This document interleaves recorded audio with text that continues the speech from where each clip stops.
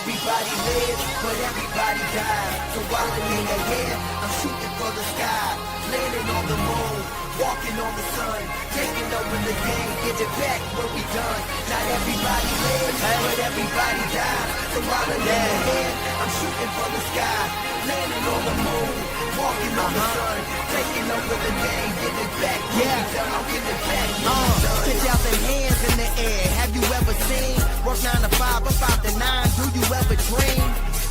They in the red, but my stalk is green.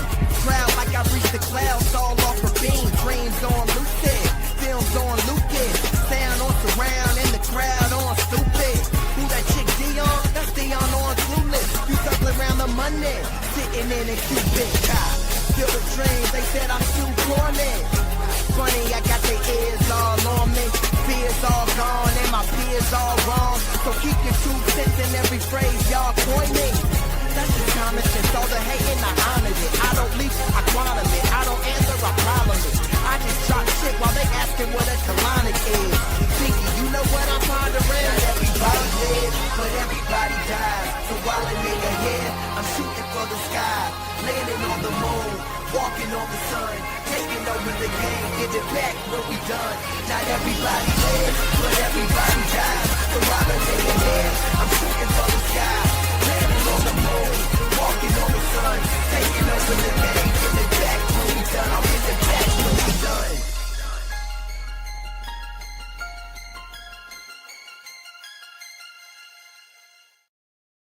What's up, CFO gang? It's your boy Jay Tuck. Real Cowboys fans, stand up. Salute to everyone in the chat, all the members out there who have their notification bells on. Now, Cowboys Nation, let's talk real quick. You know, this past month, I took a break. A lot of content creators took a break. And I told y'all, when I come back, we are going to crank things up to a whole nother level. You know what I'm saying?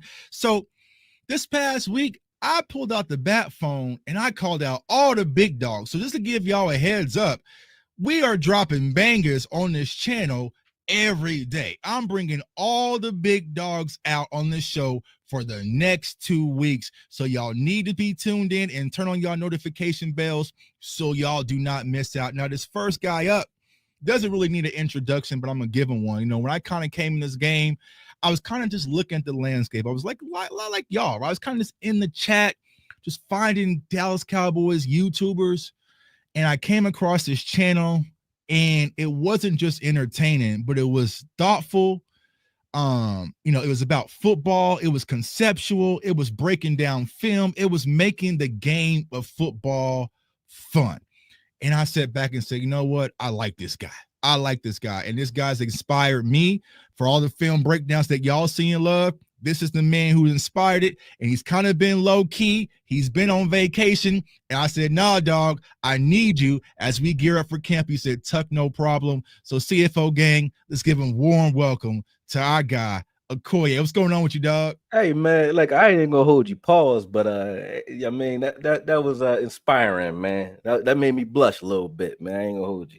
Appreciate the introduction, man. Hey man, like I said, man, I'm not just saying it because you hear, dog. It's inspiring. Like I said, like I think that's the most important thing about our community is the people who set the standard. Like you set the standard, Law set the standard, Big set the standard, Mark set the standard, Sky set the standard, Vouch. So when I came in, that was, I knew if I wanted to be able to talk ball with y'all, I had to get my shit together, right? So hopefully I'm just carrying that torch and carrying the standard for people. Man, I just told you backstage, man, I'm kind of quiet because of what you do. And it's not like I said, it's not a discouraging thing. It's like, hey, man, somebody is definitely holding the torch at all times in one direction or another, whether it be breakdowns, college breakdowns and analysis, or just the narrative on or spin on what they're looking at, both from the front office or a personnel standpoint. So it's like, I love what you guys are doing. And, you know, so for me, it's easy to kind of sit back.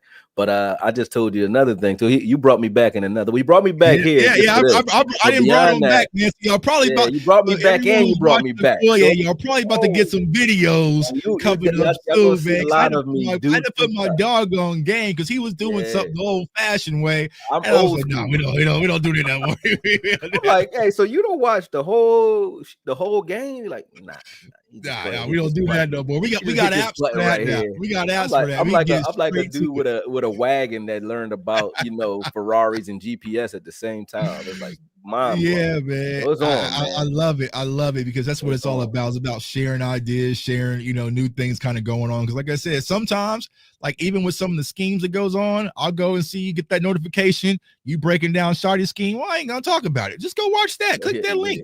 I'm gonna go play games for a little bit, dog. So like I said, that's I what's coming, appreciate you. man. It's But coming. like I said, before we start with this Cowboys stuff, because I know you're a boxing extraordinaire. How are you feeling about the landscape of boxing? We had some 2 great cards this past weekend with the female boxers. Amanda Serrano lost again. Katie Taylor had Alicia Baumgartner fight well.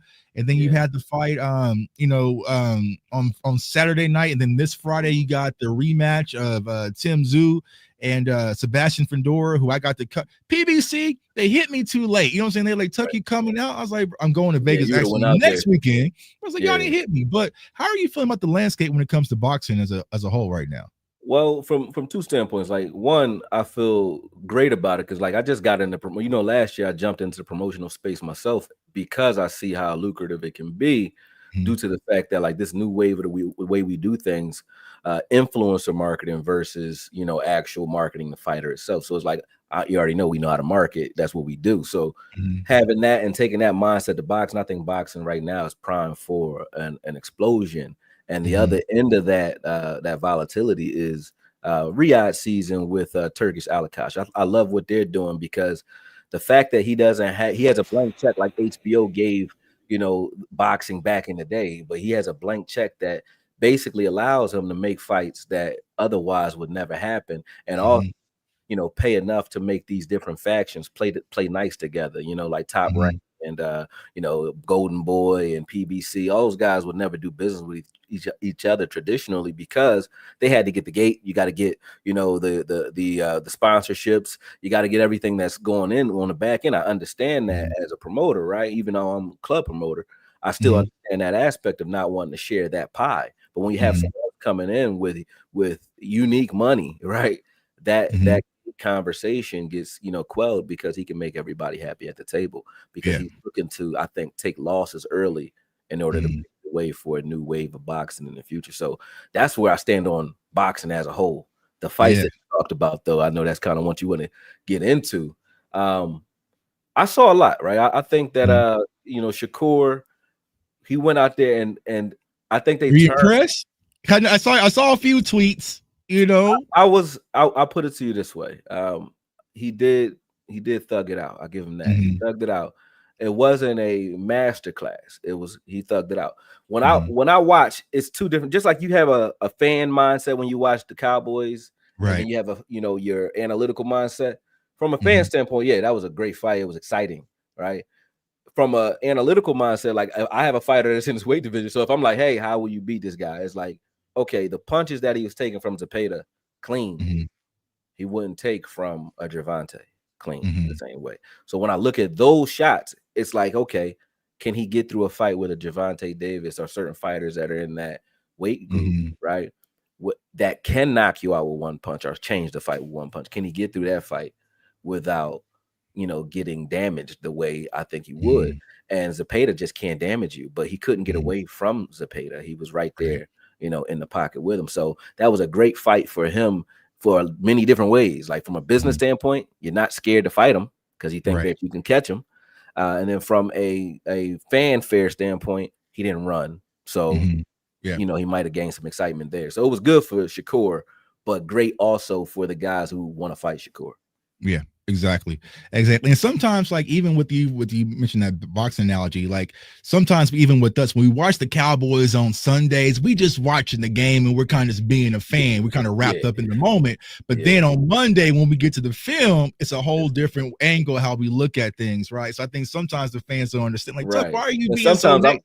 Like being so negative. I'm like, well, I was excited last night until I got this film. Like, all right, bro, it didn't look like it's supposed to look, but I think they're like, you hating score. I'm like, Right, you hate. Why you so mad? That was a win. I'm like, nah, bro. That was Zapata hit him, and he was like wobbly. I'm like, that's Zapata. Zapata don't hit that hard. Right, yeah. Like, I hit you, you're not surviving. Exactly, exactly. Tank would have probably sent to. And if I say that, it's like, oh, you hate. You hating. They did that with Errol Spence. I did videos for years for Errol Spence versus Crawford. I'm like, as soon as he fights a guy that has a power jab as a southpaw, or that can hit him with consistent right hands. I use Kell Brooks' fight as an example. I said, as soon as he fights a guy that can use their right hand dominantly, he's going to lose. And he fought Crawford. And as soon as I saw that Crawford came out from the first round as a southpaw, I said, it's over already. It's over. No, not to put you on the spot, because I'm gonna be in the building. Like, I think it's gonna be a cash grab. I don't care. Take the money, right? Canelo, Crawford. Who would you put your money? I know who I'm going with, but I know who I'm putting my money on. So I ain't gonna say what, you know what I'm saying. But I put it to you this way: like the guys who give Canelo problems, Bivol, Floyd Mayweather, so on, they're defensive-minded fighters who also have footwork, right? So Canelo does struggle with footwork. However, Crawford is not a defensive-minded fighter. Right. He will fight you, right? And that's what we don't know. The litmus test is like, okay, can Crawford's punch resistance, carry with him to the higher weights? If it can, I look at Crawford as the pound for pound better fighter, because although Canelo, is powerful, good head movement, will tear you up, his struggle is against guys with footwork, right? Crawford, however, doesn't struggle against almost anything, right? That he's been put in front of so far. Now, skill-wise, bags, how many different things can he do? Yeah, Crawford wins that department. That's why I say pound for pound, he's better. However, good big man beats good big little man usually. And I think if Crawford goes in there using his bravado instead of his mind and tries to exchange with Canelo at any time in that fight, it's probably over for Crawford. If he uses his footwork and doesn't get caught up in trying to win in an impressive fashion and just says, hey, I just want to win the fight, and builds up some rounds and makes it so that Canelo now has to get a little desperate and try to find him, Crawford can win, I think, on points, and maybe even he's sharp enough to walk you into something. But I'm like, a guy who fought Triple G willingly 3 times ain't worried about Crawford punching power, man. There's nothing Crawford can do that's going to hurt Canelo. He fought Clover. He fought punchers that would probably knock Crawford's head off. So there's no way Crawford, I don't think, can hurt him. And if he hurts Canelo, he doesn't have to knock him out. If he hurts Canelo, even if he loses, right, that's more than enough for me. Right. That's like a great, good. But Crawford has earned the right to make his payday and walk into the sunset if this is the way he wants to go do that. I think that's what he's doing. I don't think this is about I care if I win type thing. It's not like a fight that's changing the landscape of what boxing will be. It's like Floyd Mayweather versus Pacquiao. You just want to see it happen. You just want to see it happen. After it happens, whoever loses, it does nothing to them in a negative at all. They both walking out rich. They both walking out rich. All right, so we apologize. We got Jay Tucker and Akoye over here talking about boxing. Talking about you gotta have real conversation, man. It's Akoye on camera. You gotta get all your questions out because you might not get him again. You know what I'm saying? So we're gonna pivot over to the Cowboys stuff. Appreciate everyone who's watching across the channels. Make sure y'all subscribe, share the content. Let everybody know Tucker and Akoye going live right now. You know what I'm saying? Let everybody know on Twitter, Facebook, Instagram, TikTok. Salute to Instagram. I see y'all on Instagram. Salute to my dog Wanye watching as well. All right. So I want to kind of back things up. What's up, man? Just a little bit, Akoye. So, Brian Schottenheimer, he's been brought in as a Dallas Cowboys head coach. Overall, how was you feeling about the hire initially to how you feeling currently about Brian Schottenheimer being the head for the Dallas Cowboys this season? To be honest with you, man, like I think when I broke Shotty down when we originally got him, right? Hold on, I'm sending this link out to Twitter real quick for you. Let me send this over. Boom. Just want to make sure they get it. Everybody know, y'all. Let's get these shares. Let's get these likes up. Exactly. Okay. Sorry about that. But initially, when we first got him, I broke him down. I looked at his scheme versus Dan Quinn at the time in that video. I liked what I saw then. I thought that he should have been the real offensive coordinator, and we don't know the soap opera that goes on in the building and what's really going on, but it was just kind of interesting to me that he was picked up and then he got to kind of sit in a unique position while learning all the personnel and them learning him and his personality, but not really having the authority to have the impact that he wanted at that time, but he was endeared by the players, which was either a genius move by him or a genius move by the front office. Who knows what their reasoning for that was? But I think that if you're going to go give a guy a shot at running your team and you give him a 2-year or a year and a half grace period to learn what's wrong, do what we just talked about, a SWOT analysis, strengths, weaknesses, opportunities, and threats. He knows what's wrong, and he kind of has a fresh look on things, but still has the ice in his veins and the DNA, the shoddy DNA that says, hey, I know football as well. So it's not like and I'm not hating on him, but it's not like I'm a Kellen Moore where it's like, hey, I'm a savant, but I don't have the seasoning, right? He has both. So I always like Shotty. This off season made me love Shotty because it made me feel, fortified in my decision and my thinking like, hey, this is a good coach. But the hires, his hires, as soon as he got in, he hired the guy Adam from Arizona. What's his last name? Clayton Adams. Clayton Adams. That's his last name, right? But going after a revamped offensive line, and then understanding that we needed to get a little bit more multiple in our run fronts, along with the things we're doing pre-snap as well with wide receivers as well. So it's like understanding that, and him actually not just making us think it because we're watching the film and we're trying to reverse engineer what he might be thinking of doing. It's like, no, he came out and just said it. So that made me look at Shotty a little different. I look at Shotty now as like a guy that I think is he's primed for this season, and not only the season, but for the helm of this team. And I think he'll be here a while. I mean, the roster itself, if he's not, there's really no excuses that you can give him. I don't have any excuses for him. He has everything that you can ask for. And I agree with that. Now, initially, I wasn't happy how they went about the hire. I feel like they should have probably interviewed a few more other candidates if they knew they wasn't going to be too keen on bringing back Mike McCarthy. But like you said, bro, since they brought him in, you mentioned Clayton Adams, but also Junior Adams from Oregon, Coach Connor Riley from here in Kansas State, who I definitely love as offensive line. I don't call him a guru because I like tossing that word around, but he's a damn good offensive line coach, right? So you bring him in, and the thing that I like is that everybody has the same mentality. It's not like, well, he's kind of more of a pass spread offense guy. He's more of a everybody focuses on the run. I did a series, and pretty much from Connor Riley to Clayton Adams to the running back coach to even Shotty, they were all saying the same things. And people are asking, well, do they know it? No, they don't even know each other. You know what I'm saying? So he went out there and he went out there and hunted his super team of people with like-minded individuals. So I'm interested to see how it's going to translate. Now, you kind of mentioned about the dynamic with Mike McCarthy and also Shotty. So let me kind of give it to the step in this way, right? Get 100 points, right? 100%. How would you divide that of what we saw last year, the offense between Mike McCarthy, Dak Prescott, and Brian Schottenheimer? Tuck, you a genius, man. Because that's a great question, and I swear we didn't rehearse this, right? But that's a question that I asked as well. Like when I look at when Dak's hurt, right? I think when Dak is hurt and you're not running a lot of the intricate pre-snap audibles and fast offense, hurry up offense, that I think Mike McCarthy, that up tempo that Mike McCarthy liked. I think when you saw Cooper Rush out there, I think that's Shotty ball. Okay. Yep, both years. So I think that Schottenheimer's offense is more so, his staple on the offense after Dak injury. I think it's more so it was run heavy, ball control, and we were trying to keep games close and win in the end. Whereas McCarthy, we were high octane, right?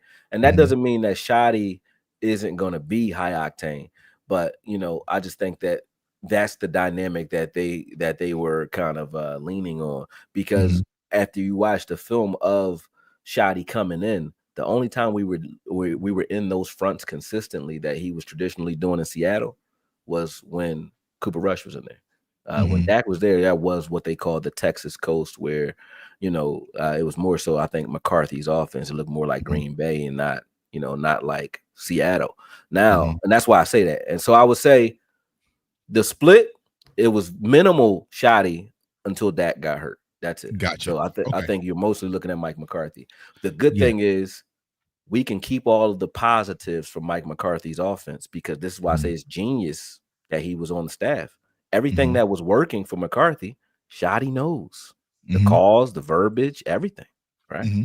But he also knows what doesn't work, and he can fix Right. those things. He can add his wrinkle to that. So I think keeping Shoddy was better than any other hire because of that. We can keep the things that we already know we like. Mm-hmm. You know, the way And just CD was remix it. playing.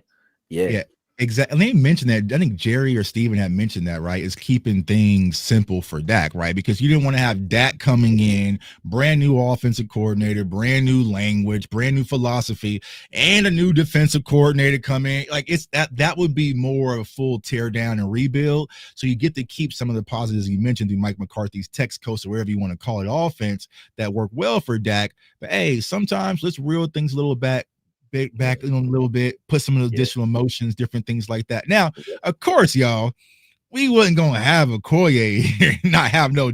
I know y'all think we were gonna have Akoye here and not go through no damn film. So the Oh, film let's that I go. really cut up to kind of go through quick film. We ain't gonna No, keep go ahead, y'all do your all thing, day, man. right? Let's go. But it's more about focusing on Clayton Adams, right? Because I think that Clayton Adams is also going to be a key. Now, of course, he wasn't the overall play caller out there in Arizona. He's more of a tight end guy, right? Offensive line guy. But I think that you're going to see some of those things really transpire and be brought over to Dallas, when it comes to his offense. So let's get to it. That's the defense side of the ball. We'll get to that here in a second. All right. So, when it comes to Clayton Adams in the run game, like I said, we've been hearing a lot about power run. We went and drafted Tyler Booker, who I think is going to be a phenomenal rookie for us. But let me ask you this, Akoye. Do you think that we have that main ingredient, which is the running backs? I think that's the hot topic button when it comes to most Dallas Cowboys fans is, do we really have the main ingredient? Or do you think that Clayton Adams, Schottenheimer, new offensive line approach will be good enough that you can maybe make Javonte Williams serviceable or Miles Sanders or Jadon Blue or whoever gets that role? Right. Two things. History is the best indicator of what will happen in future events, right? So I'll get into that. And then the other end of that is like understanding, like, look, the way we ran the ball traditionally wasn't horrible. We didn't rank bad each year, especially under Kellen Moore. It's about when we run, why we run, and how we go about it with our mentality, right? Clayton Adams, to me, addresses those things. When you look, and then to answer your question about the running back by committee, to take that on directly, if you want to look at historical examples of his scheme and where it's come from, right? You look at like McDaniels, right? And what they do over in Miami. A lot of the motions and a lot of the ways they use their tight ends to pin, not try to get upfield and get to linebackers, but you'll see them they'll take their tight end in motion, and then like Miami did this to us a lot. That's why I said it. But they'll take their tight end in motion, and then he'll chop like your one tech out. So they'll part the Red Sea. You know what I mean? He'll chop your one tech, and then there's nothing but space and opportunity in the middle of the field for guys like A-Chain and those types of guys. And I think we're set up in regards to our personnel, our running backfield, like Miami was last year. We got Jadon Blues, a burner. You know what I mean? We got Maffa, who just will, just straight run through you, more like a Mostert type of guy, but he'll just run straight through you. But we have power backs, a good mixture of power backs, and I think Javonte Williams is more like a balanced back, but he's still, still powerful as hell, has good contact balance, everything. So I do think in this case, the running back by committee could be advantageous for us because it's truly a running back by committee. And when I say that, I mean each back I could make an argument without seeing them in training camp why they could start, and I'd be fine with it, right? So, and that's even Maffa included. So when I look at those guys and I say, hey, if you have a backfield like that and you're getting them on the field, it's like what running back by committee used to be. Like who was it? Dorsey Levens and Westbrook or something like that. Like who the Eagles had two backs, that were real. Then you had Brandon Jacobs and Tiki Barber. Those were what running back by committee really used to be. It wasn't we got a bunch of average backs that we're trying to make into one back. Right. We have a bunch of good backs, and we're going to get them on the field to do the things that they do well. Darren Sproles, LaDainian Tomlinson, that's a running back by committee situation. Not you can only run power. You can only, you know what I mean? And these guys, and when we don't know when to mix those guys in, or the defense can kind of curtail what we're doing because they can say, okay, well, we know what type of personnel to run when this guy's out here, he ain't going this way. You know what I mean? Right. So Yeah, exactly. Yeah. looking You at get it that that way, I variety. think, You get that yeah, variety over 17 weeks of football, right? And I right. think eventually someone might really take the reins, but you can put yourself in a situation if the scheme is good enough, right? And you commit to it. And I think that's the difference. And we'll talk about the run defense here in a second. But I mean, you've been around football long enough, Akoye. Right. Running the ball and stopping the run, it's a mindset thing, right? And so when Oh, you start to wear it more as an identity, you start to feel it, especially for your offensive lineman. I felt like the biggest, problem with Terrence Steele was getting away from the run game, because I feel like when you're going forward for Terrence, that's when he's best. When you have him pass pro 45 times a game, that's just not Terrence's strong point, right? And even maybe Tyler Guyton. But if you let this offensive line get that momentum early, establish the run, get the momentum, not only is it going to get them in rhythm, but it's going to also open up that passing game with Pickens and CD and Ferguson as well. And I like the creativity when I saw and watched Clayton Adams, like this play right here, it's a direct snap, like just modern day stuff. I feel like Mike McCarthy's run game, it was very Madden 93. oh my God. It was Madden 93. Tecmo Bowl. It's Tecmo Bowl. You know what I'm saying? It's okay. You come out in a strong guy, you know what I'm saying, or an offset. You go back to that play right there. Go ahead. I'm listening to you though. Yeah. So this is what I was going to bring up, right? I personally like James Conner, but I don't feel like James Conner is an elite top end running back, right? But this play right here, y'all, this is just cutback vision, and I feel like Javonte Williams can get you this. I feel like 100%. Miles Sanders can get you this. I felt like last year, bless his soul, and even as this play right here, like watch this push. My dog losing the building. Watch this push from their offensive line out there in Arizona. Stonewalling. And that's just a gap run, just straight up. It's a simple gap, firing off the ball, nothing cute, but it's just physicality. You know what I'm saying? It's just physicality. So I think that it's more of a mindset. If you can get that into the DNA of these players, which I think it is, you can probably be serviceable. Now, is it going to be as attractive as Philly with the Saquons or the Christian McCaffreys or whatnot? Probably not. But I think that our run game and our running back should be enough. But I just don't think it concerns a defensive coordinator. If I'm picking my poison as a defensive coordinator, I would rather the Cowboys beat me with Javonte Williams or Miles Sanders or Deuce Vaughn, Jadon Blue than CeeDee Lamb, George Pickens, Ferguson, Kevontae Turpin. So I think that's going to be the interesting dynamic to see how that all kind of shapes out. I feel you, but it's look, again, it's about mentality, right? And how you go about it. And I think that starts with what we do have, which is a revamped offensive line and a young, mean offensive line. BB mean, you know what I mean? Tyler Smith, mean. Right. Booker, mean. Still is mean. And you just hit the nail on the head earlier, because like I said, you say things that I think a lot. When we talk about still pass pro all game is like crazy. That drove me crazy last year and the year before, because not only is it that he's not the best pass protector in the world anyway, but he was coming off that ACL injury. So I'm like, look, if you want to, the best way to help your offensive line out is to let them hit shit. If you have them getting hit all day, and what I mean by getting hit, if more often than not, even if you do it, in a good mixture, right? You might look at the snap and say, oh, well, they ran the ball a good amount of times, but did they run draw plays? Was his first step backwards, or what type of block scheme was he implementing on that play? So he still might have been taking a hit on every play, or the majority of them. And then we'll say, okay, well, they ran the ball power half the time, but did they do it in the fourth quarter, third quarter, or the first quarter? Because it makes a difference. You know what I'm saying? If you're running power early, you're tiring out that defensive line, and you don't get those games like we saw against the Eagles a year before last, where what's his name? What's the guy's name? Defensive end number 7. No. Hassan Reddick. Reddick was killing. Reddick and Graham took turns killing Steele that game, and they actually won the game because of the pressures that they were getting from over there. But that's because you don't, when you see a Hassan Reddick, you do to him what teams do to us when they see Michael Parsons. You run power right at that guy, and you allow that bigger offensive lineman or those tight ends to double team him until he's tired, so that he can't get off the ball in the fourth quarter the same way. We don't have we didn't have that type of developmental progressive mindset under McCarthy. That is true. We were just coming out doing things that we think work, but at any given time with no rhyme or reason and no continuity. So go exactly. ahead. Yeah, sorry about Yeah, that. yeah, But yeah, exactly. that's how Yeah, I feel. exactly. I just feel like it wasn't. I mean, because even we knew this coming from Green Bay. Like Mike McCarthy Right, was a 10 personnel guy, how he won the Super Bowl. right, Like so he kind of uses the extended handoff or a swing pass, but he's not a physicality type coach.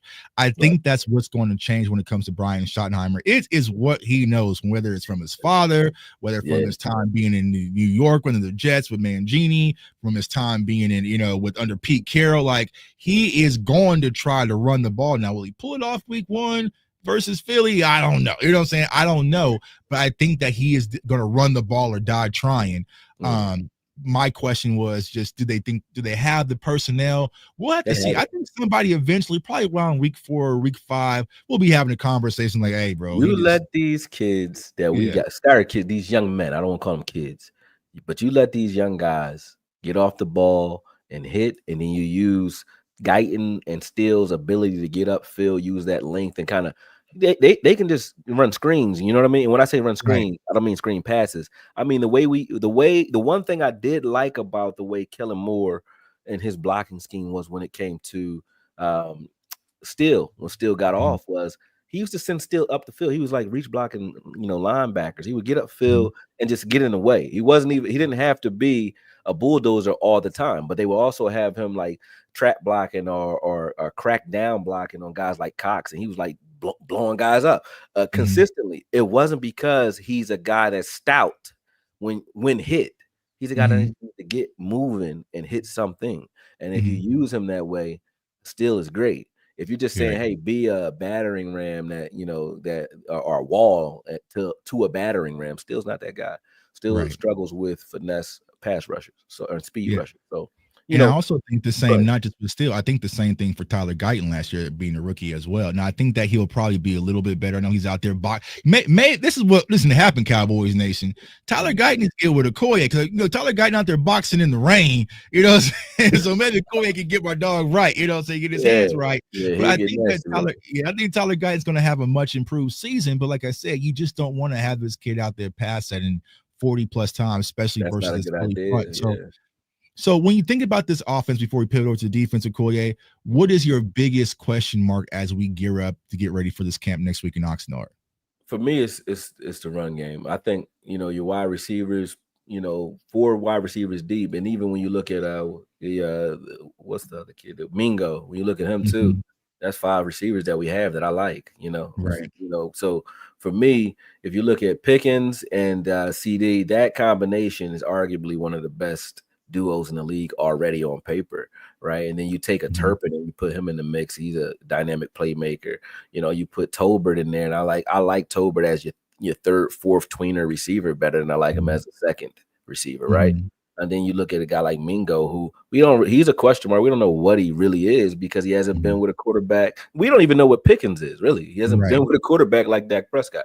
So Mhm. there's a lot of question marks, but I think that lean and glean on the positive in the wide receiver game. Then our tight ends, they're only going to benefit from the fact that you have those Mhm. wide receivers taken. If you take attention off of Ferguson, who was our second option last year, and you just make him one of 4, Ferguson's going to kill you because you Right. can't key in on him. Right. So that Pickens makes everyone on this offense instantly better. I think even the run game benefits from the fact that you see Pickens on the field, you're still going to have to respect him and CD, even if you're in 2 Mhm. wide receiver sets.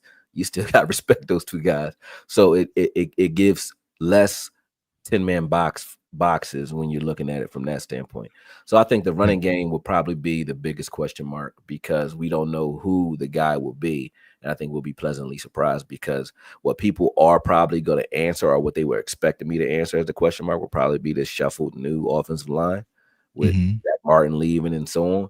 But I think the not only the coaches but the personnel in regards to this offensive line, which I think is one of the deepest offensive lines we ever had. Mhm. There's a lot of players I don't mind playing that are on this Right. roster, right? Not saying they're great, but I don't mind them playing. Right. You know what I mean? And I think we overlooked the back half, like the Brock Right. Hoffman, Yeah. like in some of those guys, the Austin, Austin Richards, and so Simmons, there, yeah, another. Yep. there's a layer this year. I feel like last year we kind of Right. front, and I feel like just with the team personnel over as a whole. We were very front heavy last year. Right. I feel like we got, especially with this draft class, I feel like we got a much better layer. But yeah, I 1000% agree with you, Akoye, because when I was watching film last year, we did this on the channel. The most disappointing, most disrespectful thing for anyone knows who football, when someone is playing a wide receiver one-on-one man coverage with no safety help, and they was just doing that to Jalen Tolbert, like. And we go, I showed numerous clips where the single high safety was just shading towards CeeDee Lamb. Like, if he beats us over here, I know he got the number 1 jersey, but so be it, right? We're not focused on him. I dare teams to do that with George Pickens. So I just think just naturally, just having him on the field as that threat is going to make these corners peel back on the heels, which that's where you have to get creative with the run game, y'all. Not just simple hands off draws. We were talking about it on Twitter, I think a few weeks ago, about the lead handoff, the lead draws that Tony Romo used to do and Dak used to do. I love those, man. Like what happened to it? Like what happened? That was a Cowboy staple, man. That was it's like a Cowboy staple. Parcells used to do that on like 3rd and 20. He would do it with Richards. Remember Richards, that fullback, tweener, running back type guy? He's like number 20.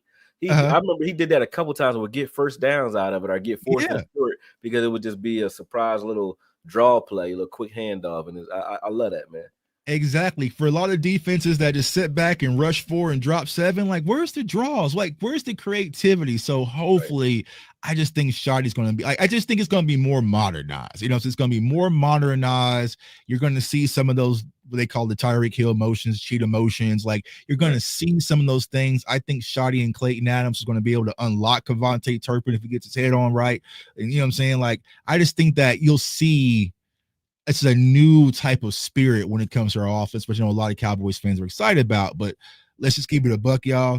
It starts and it ends with Dak Prescott. You know what I'm saying? So they going to send those signals. Whatever Dak sees, he ain't going to hear he go. He might have a new word, but depending on what he do, he might check in and out of it because, Dak is the engineer of the offense, but now he actually has the weapons to do it. I'm beyond excited for Dak because here's the the pendulum swings and then you find kind of like balance or your equilibrium eventually. Well, the pendulum was on Ezekiel Elliott when Dak came in. Like, he had the running game, he had the great wall, but he wasn't this Dak.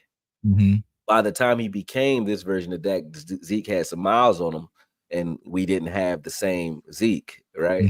So Dak was carrying the team, and it was like, if Dak has a bad game, how many games can you think of where Dak just, you had games where Tony Romo didn't have to do shit because DeMarco Murray was doing his thing. Like, go ahead. Hey, it's over. It's over before it started. That's what I want. Dak, bro. I want to game your damn, bro. Dak was 13 of 18, and we still won the game. But it's just not like that. And what I was trying to explain to people, bro, people forget this. You know what I'm saying? Because it's kind of been crazy. It's been so many, almost 10 years from now, right? Right. We got Zeke to make life easier on an older Romo coming off that injury.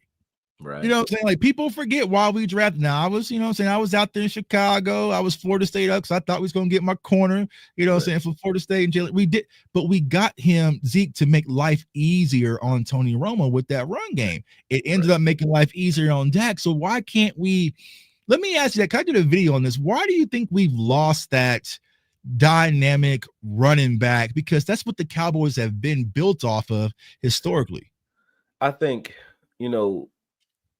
sometimes when you what did they say? Comparison is the D for joy. Yeah, the death of joy or something like that, or the killer of joy, or whatever that means. I think watching what the Patriots were doing with Tom Brady and then your Burkheads and your running backs by committees, your running backs that were long in the tooth, the Corey Dillons and those guys they're just using anybody. Like, all right, because they had a certain system of ball that they played, and you had guys that were willing to take pay. Because I think watching them play money ball the way they did made people think that, and then you hear people saying you devalue the running back position. And when they did that, it wasn't a truth. Sometimes you tell something that is, there's a difference between truth, like a universal truth, and then something that is true because you're observing it happen, right?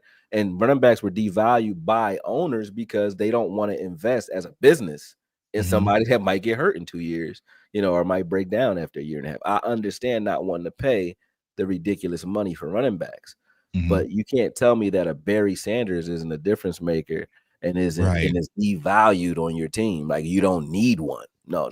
Devalue doesn't mean lack of need. It means we want to devalue this financially. We don't devalue it schematically. And I think that's what's been happening. We're turning into a passing league. No. The teams that win in December run the ball. Run the ball. Facts. The teams that win in December can stop the run. That's it.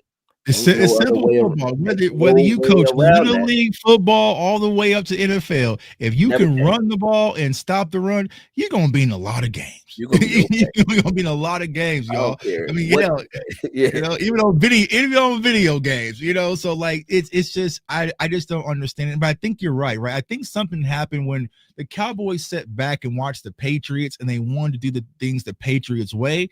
But now it's changing. You know what I'm saying? You in Philly, now it's changing back to being that old, more aggressive, putting everything on the table, 6 voided years on contract, so that Patriots way worked when you had Tom Brady as your quarterback. The Patriots way ain't working right now. And so other teams are finding ways financially. But what I'm trying to explain to people is, listen, y'all, I get it for those of you online who say we shouldn't pay a running back that much. Well, how about, this is a Tuck theory, we stop burning our 4th round picks and we draft a quality running back in the 4th round for hella cheap. I do tons of video breakdowns every year. We did that with Pollard. I mean, we do it like we ain't getting no money though. Exactly. You know what I'm saying? So we could have had a Bucky Irvin for the low, but we burnt that 4th round pick for Trey Lance to try to prove a point. So it's like there are ways to get running backs for low value and get quality. I just think the Cowboys got to figure it out. But it's kind of crazy seeing all these teams now value the running back position. We're still kind of like, oh, we got some guys. We signed Javonte Williams for a 1-year deal, Tuck. Quick crime. Like it was on day one. That's vicious. You like him? I like him because when I watch him run, like I like guys who love football and I like violence. Right. He's to me and how everybody like to beat up my comparisons. He's a beast mode style running back, like meaning he fights when he probably shouldn't, which is probably why he got injured in the first place. He fights for extra yardage when he should chill.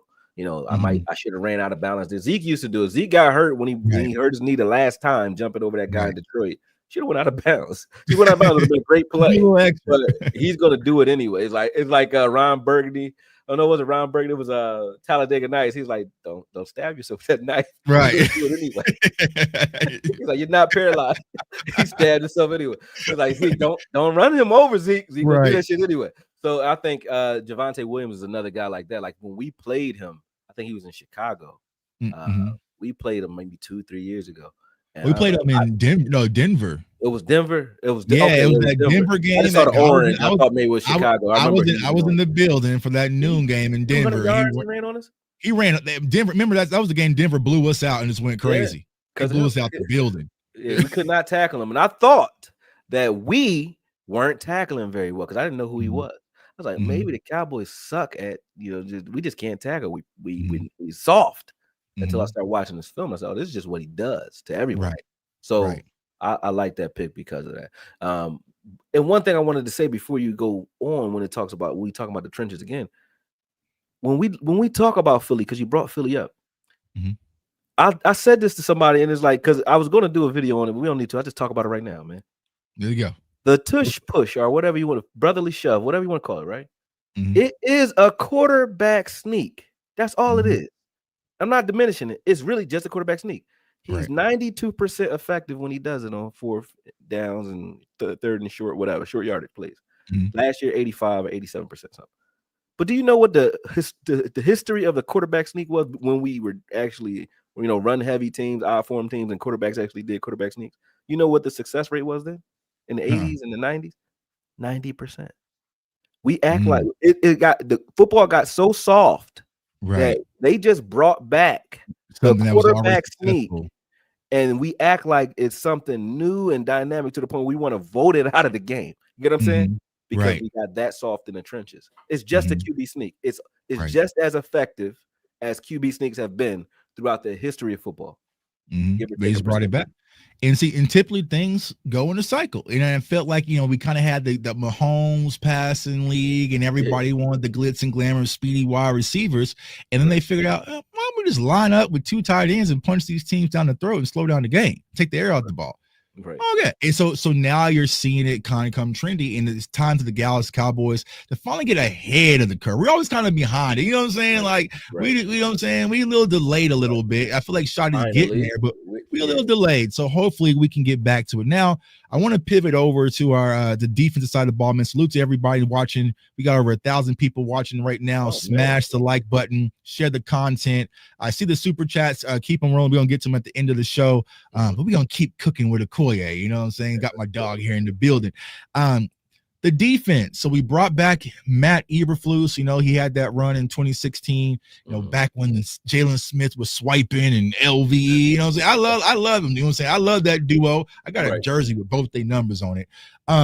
But yeah, he went to the Colts, also had his stint in Chicago as a head coach. Didn't work out too well, but he's brought back. The defense is going to our third offensive or defensive coordinator in 3 years. When it comes to this defense, what is your expectations for the defense, Akoye, under Matt Eberflus in his next tenure in Dallas? Well, I will say this is a loaded roster when it comes to depth, right? Matt Eberflus himself has never had a defense like this, I don't think.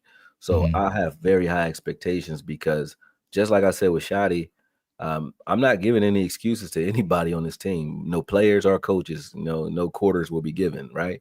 Due to the fact that, everything that he could even ask for, he has. He has a loaded loaded linebacker room now.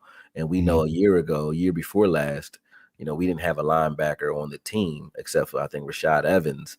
And we were arguing, should Micah Parsons go back to playing linebacker, which I still would love. But so let's have that conversation. Do you think it's going to happen? Because I've been on your team. You thought about that. I know a lot of people have. And honestly, bro, when I sat back and I watched the schedule release, and Micah had on his, he had on his little cowboy shirt. You know what I'm saying?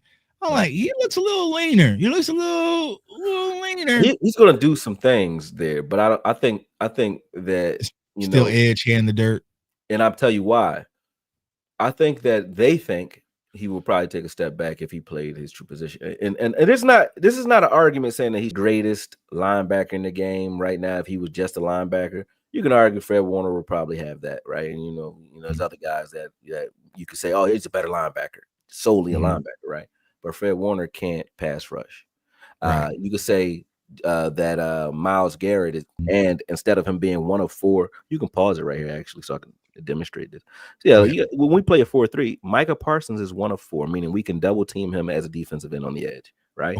Micah Parsons off ball, that offensive line is occupied. It doesn't matter who you can get an extra pass rusher on the field or extra defensive end on the field, and then there's no way that the offensive line can key in on Micah Parsons when he's off the ball. And I don't mean keep him off the ball playing coverage. I mean make him one of five. I don't care if you did it in 3-4 where there's four other linemen on the line and he gets to play like TJ Watt. I'm fine with that too. You know what I mean? I just want him to be one of five. That's what I mean when I say let him play. Because if you're looking at the diagram right now, so what Akoye is saying is, let's say Micah is number 0.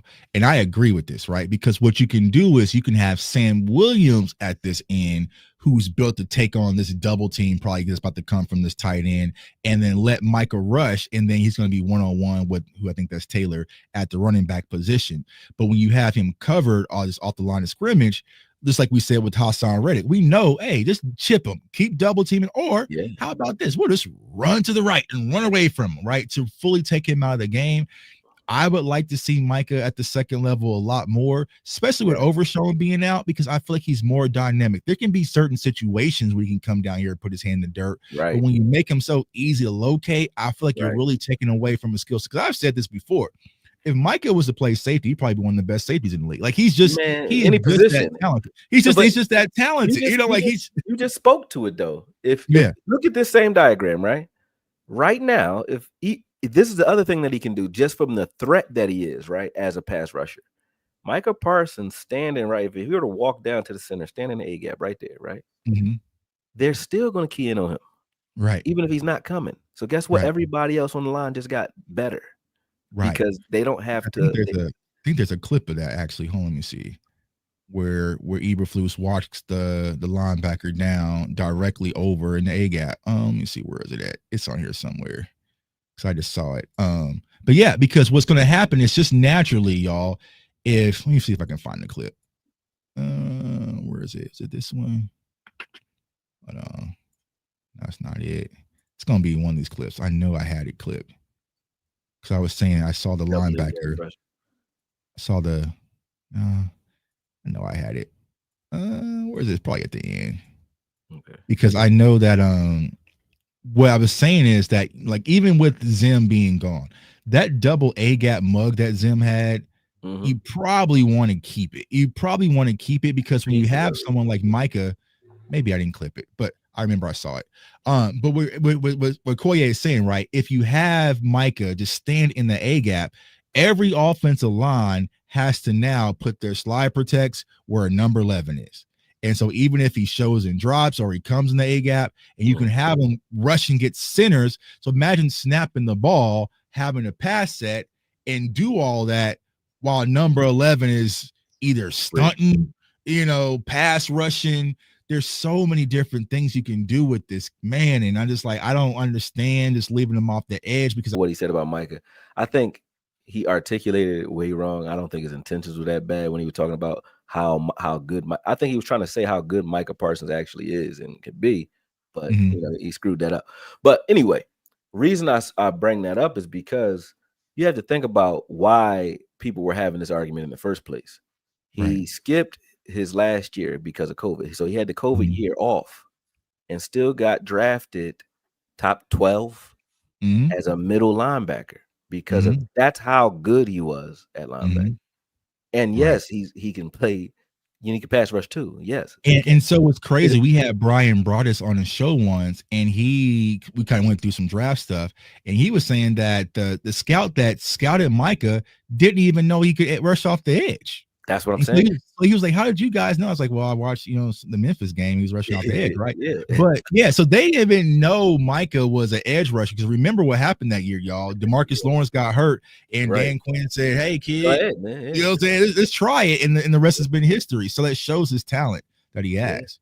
Because you remember Tom Brady had him kind of lost in space that first game. Oh, yeah, 100%. Yeah, but you could do those types of things. I mean, who is this coming off the edge? This is for the Bears.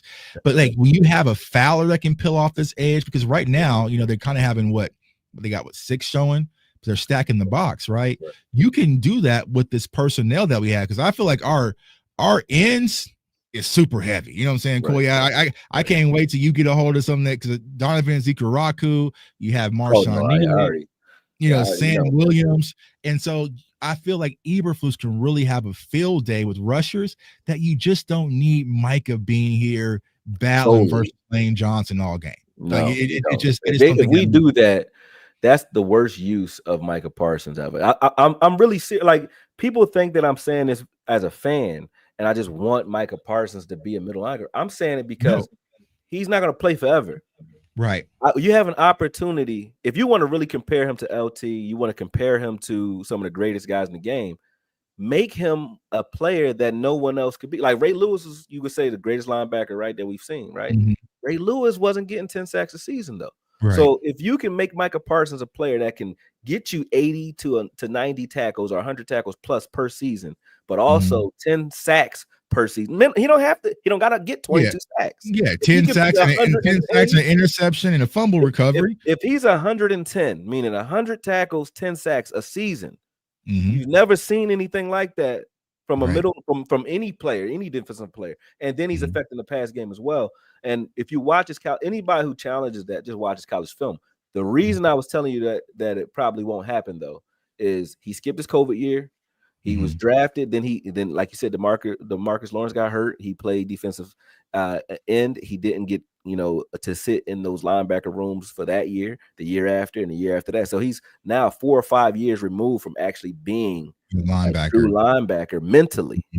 So the catch up or the learning curve will probably be crazy if he had to just settle back at linebacker. I think that's what the holdup is. People forget he was playing off of athleticism mainly anyway, and then he skipped a year, so he wasn't in the coach. He didn't get coached up at linebacker, and then his first year he got removed from that room because we needed him at defensive end, and the rest is this. So that's why I think he's where he is. It's not he's not better prototypically as a linebacker, I think. Yeah. It's just If there's anybody that could coach him, it's Matt Eberflus. that's You know why what I'm saying? that's why Anyone that can short that learning curve yeah, is Matty yeah, E. You know what I'm saying? yeah. And Cowboys Nation, I want y'all to do a quick exercise. All right.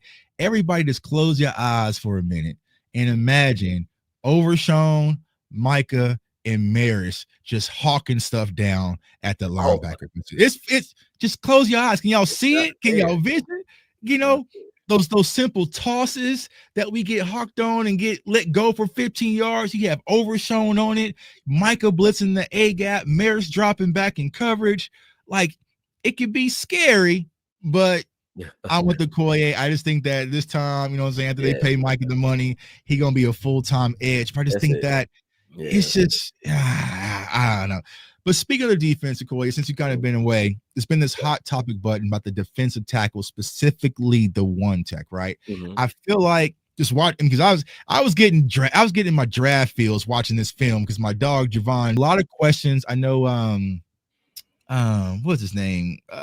Coach Greg Ellis came out and spoke on a podcast on DLS about Mozzie Smith maybe not working out in this scheme either. So what is your thoughts when it comes to the true one tech? Do you think that there's still a void when it comes to the Cowboys right now defensively? Do you think we should go get a guy? Do you think that we have enough in Mozzie and Jay Toye, which I personally don't want to rely on the 7th round guy? But what's your thoughts there when it comes to the one tech position?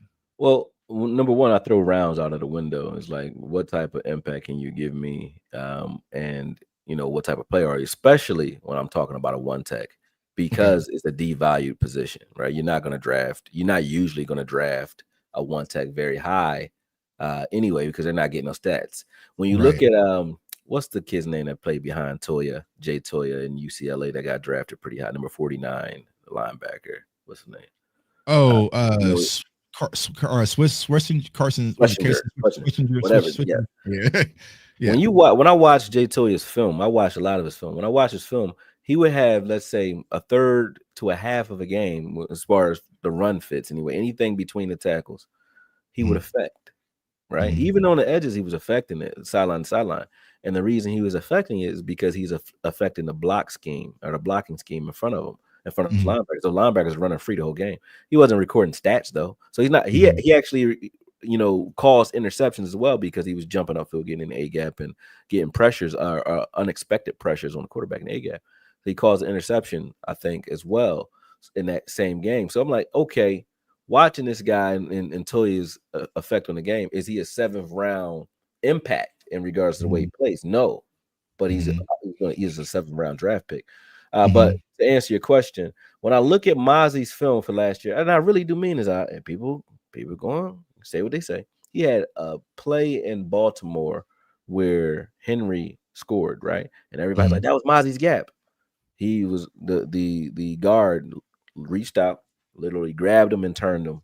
Not like he didn't get blocked, he got yanked and turned, right? And I can show you that play if you felt like looking at it. But that was the one gap or one play where I was like, God damn, like what happened? And that's what had happened. When I watched Micah Parsons get held, I say Micah Parsons got held. And that's why that person got to the edge. When I watched DeMarcus Lawrence get held, DeMarcus Lawrence got held. That's why he gave up the play there, right? Whether they call it or not. I think when we look at Mozzie, because of the year he had his first year, which he was 290, we look at those types of plays when he doesn't have that benefit of the doubt on those types of plays, even if he's held, because that was the one play I looked at where I'm like, damn, against Baltimore, where it's like, oh, that was a bad rep. Outside of that, I broke him down. I put him on Twitter. I watched Mozzie Smith's snaps in those games. Mozzie Smith played well his second season. Not great. I think that's the hard part, right? Because I think that unfortunately, right, he has that 1st round label on him, because I did a video because I think it was the Giants or something like that. I was like, hey man, he's taking leaps forward in the right direction now. Is he great? And Chris Jones, no, but he improved from his rookie season. But Cowboys Nation doesn't want to hear that. Like this. One text they don't put up stats, you know, so it's not trendy. But yeah, I think he did take steps in the right direction. 100%. And if you look at it this way and say, all right, look, Mozzie Smith at 290, if he was 340 or 330, anything, and he was playing the way he played his first year, if we didn't know that we were trying to ask this guy to have a better get off so he could be more of a pass rusher as well because of his grade and because of the round he was in. If we didn't know that those things existed and he played the way he played his first year, and or if those things didn't exist and he played the way he played, I can understand the hate, because then he was a bust. When he played at his true weight last year, I didn't hate it. He didn't have the endurance that I would want, but he didn't have an off season either, and he had to get his weight back up. So he didn't get his weight back up from lifting weights. That wasn't muscle he put on. He put on just fat to try to get his weight back up, because he hurt his shoulder. He wasn't working out. You know what I mean? So at the end of the day, what he put up, not having an off season and not being really tuned in, I was okay with that. Was it great? No, it wasn't great, but he played good enough for me to say I like what I saw out of Mozzie last year, and that's truth. Now, anybody who says different, they're looking at, you know, his first year and then they're going with those odds and judging every snap that they watch in the second year. But if you just do it like we watch boxing, I turn the noise off, I'm not listening to the commentary, I'm just watching. Sometimes I'll block the top of the screen and just watch their feet, right? If you watch Mozzie from an analytical standpoint, just take the broadcast noise off, take all of the commentators that say we want him to do better, who doesn't. You know, take all that out of your mind and just watch what he did last year and put a different number on his jersey if you want. He played fine. Yeah, I think so.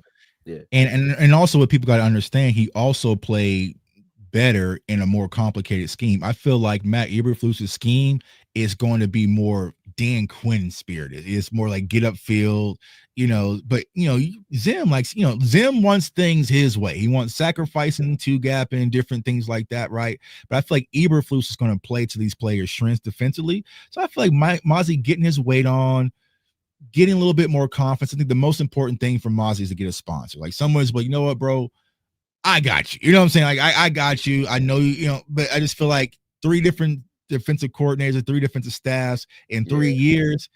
Someone has to really buy into Mozzie, but I personally don't think that's enough, of course, right? You want to have a rotation, and that's where it's really going to rely on Jay, because outside of that, the one tech, your big physical, fat, nasty, it gets a little bit leaner. That's when you kind of lean maybe towards Solomon Thomas, maybe sliding inside, you know, Sam, right? Let's say I want 3 Warren sacks. Yeah, we all want 3 Warren sacks. You know what I'm saying? Actually make it 4. Give me 4. Yeah, 4 of them actually, you know. So would you go bring in an outside guy at one tech, or do you think that we can just go through Oxnard, see what we have, and then address it from there? I think, you know, the Cowboys historically at this time of year, they bring in this is when we get our veteran defensive players each year. I'm looking at right now the 2 positions that I think that they would probably be looking at is corner and defensive tackle, one tech. Yep.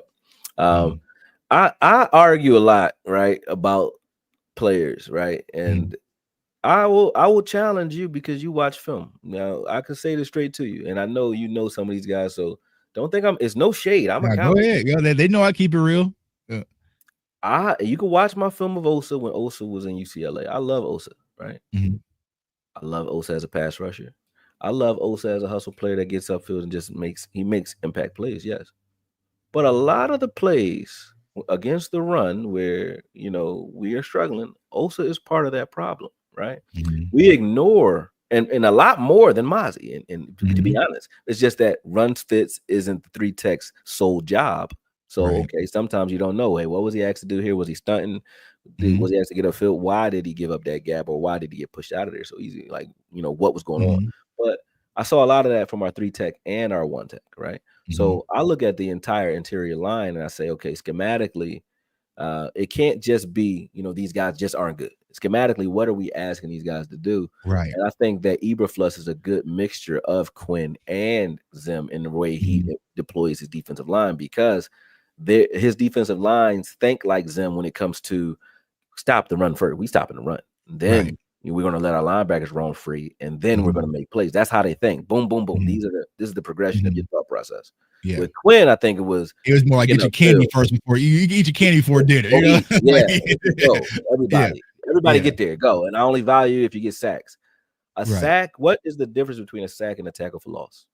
Bro, what is the difference? Tell me. Bro, I mean, the impact on a game difference. What's the difference?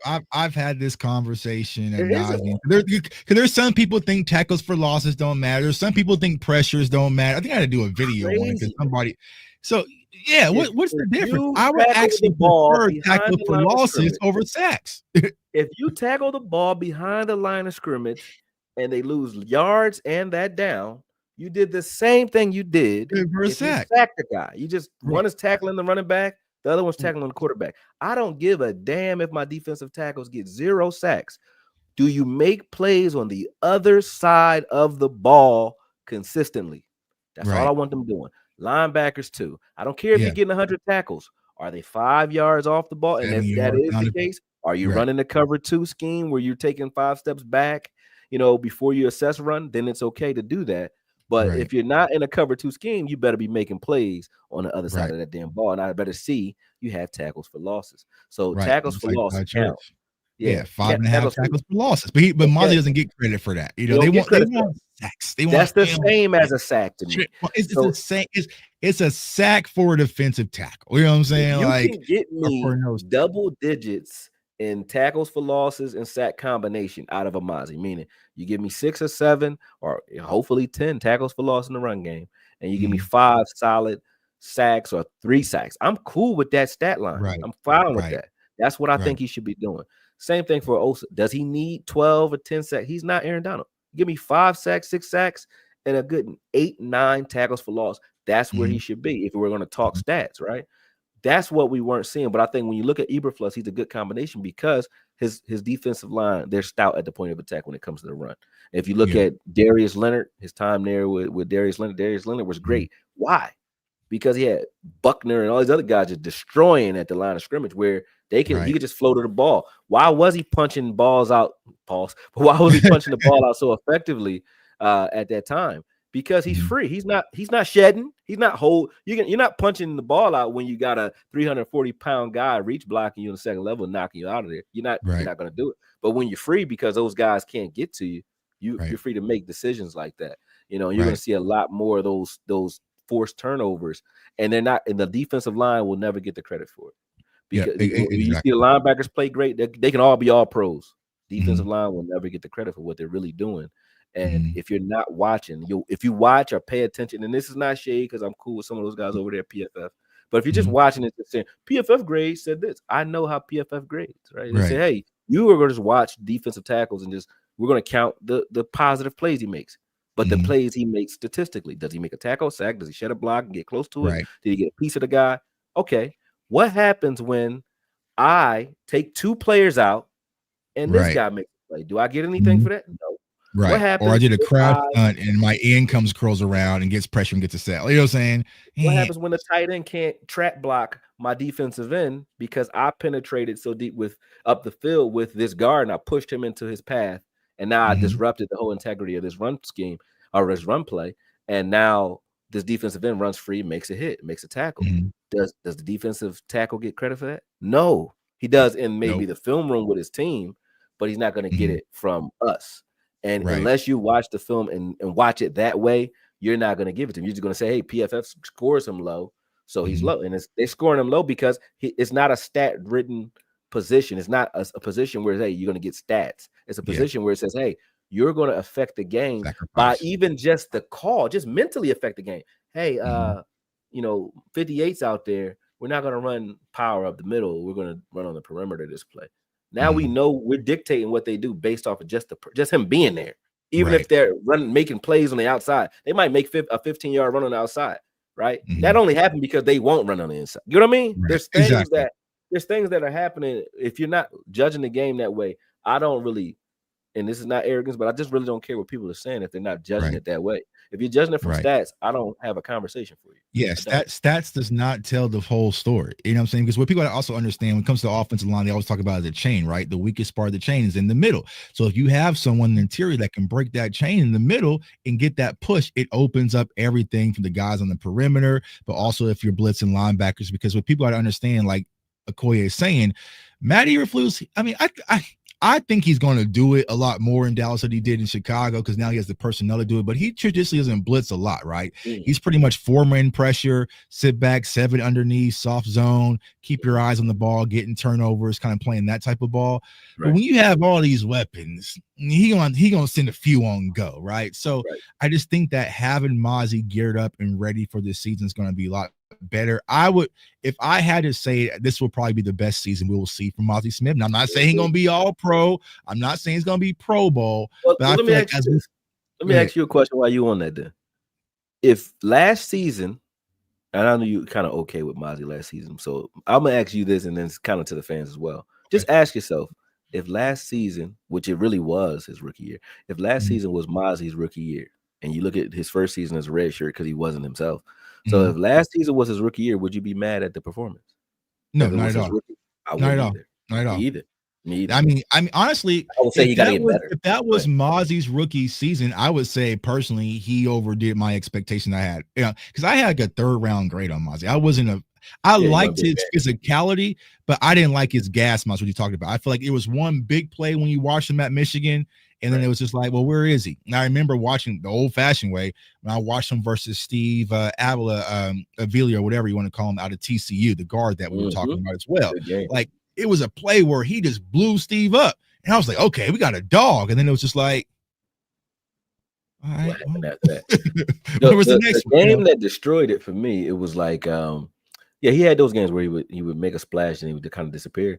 But the game that kind of messed it up for me and what made me fall in love with Mozzie was the Ohio State game.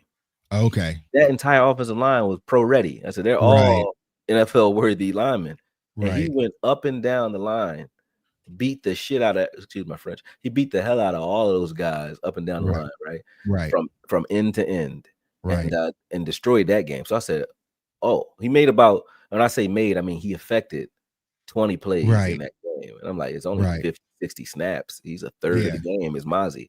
So I loved him from that day forward. But I was saying, hey, he has to be able to put that on the field consistently, you know, from an NFL standpoint.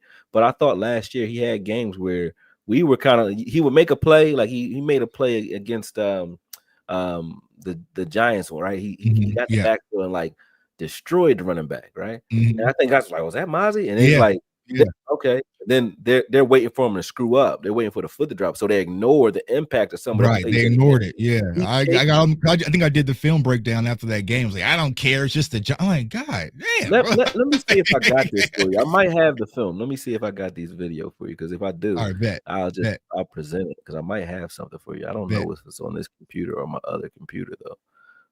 Salute to everybody in the chat, man. Keep sharing the content, keep liking the content. We see all y'all questions. Let's see here. I saw a good question about impact from free agency.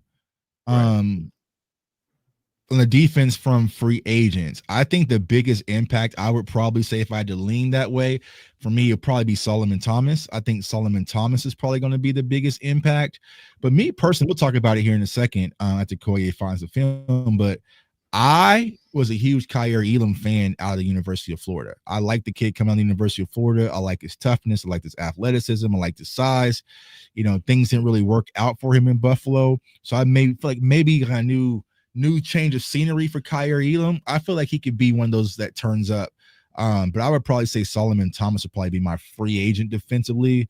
That would probably be like, he's going to be decent. Solomon Thomas, I love. Yeah, Solomon Thomas as well. And then also, you know, I like Kenneth Murray. I like Kenneth Murray as well out of Tennessee. I feel like he's going to be a solid tackler, a brute force. You know, I know a lot of people are high on Jack Sanborn. I personally just didn't have enough film to lean either way on him, so we'll have to sit back and see. I like Sanborn a lot. And I can explain why I like Sanborn a lot too. Hold on. Okay, so let me see if I can share this. Hold on. All right. I got it on Twitter. It's not in my files anymore because I probably erased it from my computer once I posted it. But let me come back over to StreamYard real quick. Boom. All right, let me hit present. Let's see, share screen and go to this. Boom. All right, yeah, you can see it. Share. All right. Boom. Can you see that? Yeah. So let me blow it up. All right, now if I blow it up, can you see it better now? Hold on, let me see. Yeah, right here. Okay. Perfect. Okay. This is mostly in the lab. This is mostly Mozzie, right? So when I'm watching these games, I'm like, okay, right now he's taking on, he's trying to hold up that double team. Boom, sheds. Now does he make this play? No, right? Does he make the play himself? No. Does he do his job there though? Right. Yes. Both linebackers met at the ball because of what Mozzie is doing. This is good ball. I don't have a problem with this. And the reason I showed one game, not only because this isn't just one game, but the reason I show multiple plays from one game is because it's not just, hey, do you make splash plays? I don't want to see the highlights. I want to see what was your impact on this game. How well did the rest of the players play because you were there, right? And that's what I saw. We already looked at 2 plays out of the 61 some odd snaps, defensive snaps this game, and he didn't play 61 snaps. Probably only played like 30 snaps, but you can see the type of impact he was having in his game. Now we will watch this type of stuff, and we'll say, if he does make a play like he does here, right? We give him credit for the tackles he makes. We didn't give him credit for the change direction that was forced here, right? You're not going to get a stat for this. Right. And pushing that offensive lineman back. Right. Pushing the offensive lineman back and causing the running back to readjust. This is all Demo. This had nothing to do with Mozzie. But it was like, man, I can't wait to get Demo back. Yeah, this is just Demo right here. Mozzie not on the field here, but same concept. Like, you see guys making plays. I just put that in there because of what Demo did. Let me put this whole play in here. You can just watch it if you want to. And we'll get back. I can't wait to get Demo back fully. Yeah, I can't wait to get him back too. And that's the other question mark is like, okay, yeah, Zim runs that double A gap, so that gave Demo a lot of versatility with blitzes and everything else. What will Demo look like when he gets back? And in this scheme, it's gonna be a question as to. I mean, even though Eberflus is like I said, linebacker guru, so I think he only gets better. I don't think Eberflus is gonna be missing or absent on the talent that Demo possesses. All right, but back to Mozzie. But I still think that he'll see it, and it's just hard not to use. I just think that he'll mix it up a little bit. Because I was watching the film on what was I was watching, but I was watching when we played Washington, bro. Zim had Jaden Daniels in a frenzy with that double A gap. Like he was all over the place. So it's like you got to keep someone on. You know what I'm saying? Yeah, so I feel like they played well with it. You got to keep it. I think when you're looking at a Michael Parsons and a Demo, and you say, hey, can these guys pass rush? Yes, from the middle. I mean, yes. Right. And then you put them behind a Osa, and then you allow Fowler and Sam Williams to get on the field at the same time, or Ezaraku to get on the field at the same time. With any of those combinations of guys you want on the field at the same time. Even if you wanted to say, hey, we want to stop the run, but we think they might pass on early downs. Cool. You put a Nealon out there and a Sam Williams out on the edge. And then you keep, your one tech in the middle, and then keep Osa out there. But now you take Micah off ball and Demo, and they're in the A gap. So you're still able to pass rush, but you have a run front out there at the same time. Plus you're low in the box. It's like a lot of combinations you can do with that. But when you look at this is another play. So this is all one game. How many plays did I count so far? It's four plays that I count. 4 or 5, right? Exactly. Fourth play right here, right? Does he make this play? No. But did he make the play? Yeah. Right. Right. See what I'm saying? Mozzie's not going to get credit for that. So when people are I'm trying not to curse. No, you can go ahead. People sitting on his game because he's not doing this every single play, right? This play here, boom. Does he shed and get to the ball? Yeah. Does he make the play? No. Right. Nope. You know what I'm saying? Right. That's not going to show up on the stat sheet. Right. Right. He's not making the tackle, but he's making the play. You know what I'm saying? Right there. He didn't make the tackle, but he made that play. I'm fine with what he's doing, and this is all one game, so it can't say, "Oh man, that's just a splash play you cherry." And that's versus because the what is his name, John Michael Smith, right? He was out of Minnesota. Look at my draft kicking in for the Giants center, so that's a decent center. I think he was like a 3rd round pick, 4th round pick, y'all. It's just like I said, irregardless, even if he was washing up some bums, it's cool. Like it's bum time. It's bum time now, right? He can get your stat boosting up, but. He doesn't get the credit for those plays that he just made, but then he goes and does this, right? Boom, right after that. Oh, who was that? That's Mozzie, right? So that's 7 plays or 6 right now that I'm in, where I'm like, Mozzie's having an impact on the run game. Now, was it every single game of the season? No. But when he was on, he was doing things like this for an entire game or for all of his snaps. Right. We will look at like, okay, those guys ran on us or they got yards on us, but was it his gap?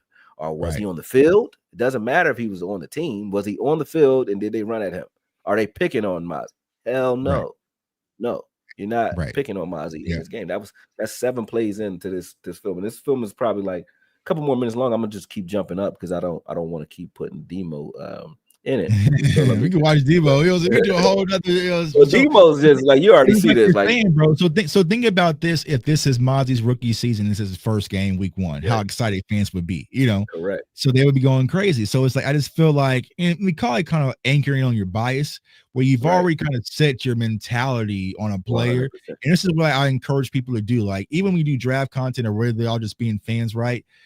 You have to watch with the clear eye view, like because if you're going in watching Mozzie film thinking Mozzie's already a bust, you're not going to see a lot of these quality things that he's doing versus the Giants. 100%. You're already just ant on him, right? You're just So already you have to sold kind on of him. clear that out of your mind.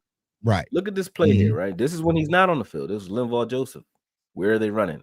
Right at him. Watch this. Boom, gone. Did this happen to Mozzie the entire game? Hell no. So that means they do it? They could do it. They did it to Linval, right? Right. They didn't do it. They weren't able to do that to Mozzie the entire game. They mean he's dictating what type of plays you're even calling in regards to your run fits as well. Then he does this and saying it. I'm like, if this wasn't from the guy who we thought was a bust, if this was the game that he put up and it was just a game, he was an undrafted free agent and he didn't know who the hell he was. If he was a UDF fan, they'd be going crazy. Like, who the hell just had that type of game? He had that. If Jay Toye has his game, it's gonna be it's gonna be game. They're like, Mozzie's done. You know what I mean? But Mozzie has that game because we don't expect it from him. We just like, yeah, whatever. You know what I mean? It's like when you got that nerdy kid that you pick to play pickup ball or football, and he actually can play, but you don't think he can play. And he's like, this go ahead and shoot. Play. Make another one. Like, damn, how many 3 points you gonna give him, bro? Like, look at this play. Like, how many one techs are making this type of play? I mean, they're not. They're right not into doing the ball, finishing. Man, that's Lamar Jackson. You know what I'm saying? So there's been plays, and I think I put the play in here that I was talking about where he got held. I put that play in there too. I don't know for sure, but these are all solid plays from Mozzie so far, right? That I put on film, and I didn't put just one play like the play he just had against Lamar Jackson, because I want people to see like he made multiple adjustments in each game where he had his effect on the game. Even when we thought he had a bad game, which is this game, they thought that he didn't play well this game because of the play where Henry scores. But I'm watching good ball outside of that. I'm watching a lot of it. You know what I'm saying? This is good ball, and Baltimore is a running team. Now why did Micah Parsons just make this play? Because they're running power in the B gap right here. Boom, Mozzie makes him stutter and go and bounce this outside. He's never going to get credit for any of this, none of it. So and that's his job. That's his job. Yeah, exactly why we said we wanted him in the first place. He's doing that now. Right there, did he make that tackle? No. Why did Henry fall? Because Mozzie's in his gap right here. Oh shit! Boom, done. You know what I'm saying? So he didn't have to tackle anybody on that. You know what I mean? He's just having his impact on the game. Yeah, that's all he's supposed to do. Now, if you give me another one of these and a Toya, I'm cool with what we have at one tech. I'm serious when I say that. Because the only time we had issues in the A from B to B, meaning the B gap and the A gap and the A gap and the B gap, right? From both sides of the ball. The only time we had issues is when Mozzie wasn't on the field. And we had Linval Joseph, an old guy. I even like Carlos Watkins and his reps. I think Linval got too many snaps last year. But Jordan Phillips out there a little bit. Yeah. Watch these guys. Yeah, Phillips. I think it was Phillips. Yeah. Boom. Yeah, Phillips was trash when he was out there. But but check it out. Watch these plays. Like, this is against the Eagles. Like, these are running teams that he's doing this against. But when he does these things, they're like, right. He's making it. You know what I'm saying? So I wasn't half as pissed at Mozzie as everyone else. And it wasn't because I want him to be good because I thought he would be good, right? It's not because of that. It's because I just said, all right, I don't know what he's doing this year. Let me wait to the offseason, and I'm going to judge this offseason based off his body of work. And I'm just judging it game by game. And how I watch the film. I have to watch. I didn't know until today that I could just go type of play in, and then the play pops up. About an hour ago. All of these games to make this film. That's why you got those. My dog Akoye didn't know that you could just go and just search it, and I could have watched all these clips in probably like 10 minutes and been done. They took that element off of NFL a couple years ago, and I just never looked back to check and see if they put it back, but they did. So, but look at Mozzie right here at the bottom. He's a second to the bottom on the defensive line, right? So he's in the middle. He's at one tech, right? Boom. Watch this. One techs don't make these plays. Right. I don't care what you say. One techs don't make this play. Right. They don't. Mozzie does things that I really like. Now, can you do something with this and make him good if you're even plus? Hell, you better be able to. He's flashing. He's showing you that I have more than just I'm a log jam type of skill set. You know what I'm saying? He can do things for you. Now, is he a pass rusher? No, he's not that. He's not. He doesn't need to be for me though. He doesn't. Right. He He just needs just to do needs to this. have motor Right there. consistency He and does play this with 3 play times a strong. year. That's it. Maybe 4 times a year. He does this 4 times a year. I'm cool with him. 3-4 sacks a year just off of gimme plays because you're just where you need to be. Cool, no problem. And then, like I said, calls this tackles for losses just by holding guys up. This play right here, he almost killed this guy. I was like, fuck, he murdered this man. But you know, like I think that's Hubbard, but he killed him. I'm like, people are looking at these plays and saying, trash. I'm like, yo, no. Ain't no way I look at this and say I can't do nothing with it. Like, he's a bust. He hasn't got it right because they're slapping that first round grade in what he did his first year. And you don't see one guy like if he's double teamed and he's taking on a double team and doesn't make a play, I'm okay with that. What I'm not okay with is you not making this play when you're one-on-one. You got to make this play. And every time you see Mozzie singled up, he's going to destroy. It's like the guy's not there. So I'm cool with that. Now get better with a full off season, get stronger, and let me see what you look like in year 2. Right. Let me see that, and then I'm okay with it. You know what I mean? But I'm ready. I'm done presenting on that one. You can facts. Yes, that's why we had to get Akoye, man. So that was improv. You know what I'm saying? That was improv. You know what I'm saying? That's the blessings that we get in this community, man, to have someone like Akoye that can do that, man. So like I said, this is what it's all about, having context. There's gonna be a lot of people gonna tell y'all Mozzie's a bust, Mozzie's a trash, we should get rid of him, we should trade him. But the eye in the sky never lies, and that's why Akoye does what he does, and that's what I do. So that way we can sit back and take an honest view. You know, and like not saying he's all pro. I'm not even saying we don't need to get in the defensive. I said we should go get another one, but still, is he good enough to play? And he's is good he enough to the play. bust? When you watch the film, even if you have the confirmation bias of him being a bust, if you watch the film and you just say, forget what I say he is what I'm watching, is what I just put on film, is games, not highlights, one play per game or one highlight or his sacks and his tackles for losses. I put games of him not making a stat consistently. If you watch that and you say, what is happening on this play, and does Mozzie deserve credit for what he did on those plays that I just put? Does he or doesn't he? If he does, that happened in live NFL games, multiple plays for multiple games, and they say, well, you only picked 3 games. Well, you want how much time? Do you have man. How much time you got? You know, what I'm saying? We can see here and be all day. You know, do you watch it? Or do you want to say that I chose games? I chose the games where he played the toughest offensive lines, not the weakest. I played the Eagles, Baltimore, and the Giants. I said, okay, these are guys that are quality offensive linemen. How does he do here? Because if I put just bum time up there, they're going to say, oh, it's just bum time. No, I put good teams, all playoff teams at that, right? That he played against, except for the Giants. Every other team are playoff teams and the Super Bowl winning team, right? And I say, well, how does he fare in those games? Did he look like he wasn't supposed to be on the field? No.